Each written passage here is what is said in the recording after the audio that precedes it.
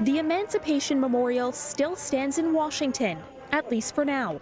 The statue has become a flashpoint amid a reevaluation of the nation's racist beginnings. With fencing and concrete barriers around it, the memorial remained untouched by Saturday.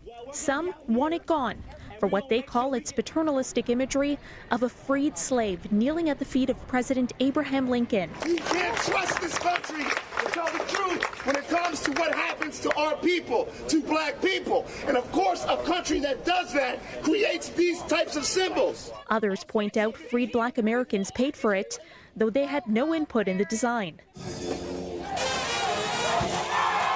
The toppling or vandalizing of other statues across the country, mostly of Confederate figures, has become a rallying cry for President Donald Trump. At some point, there's going to be retribution because there has to be. These people are vandals, but they're agitators, but they're terrorists in a sense. The president has now signed an executive order to protect monuments, promising long prison terms for these lawless acts against our great country.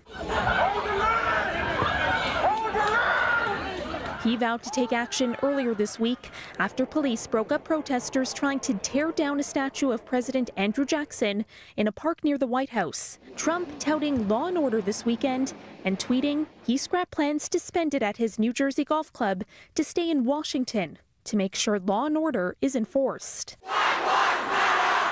It follows nationwide protests over police brutality sparked by the death of George Floyd.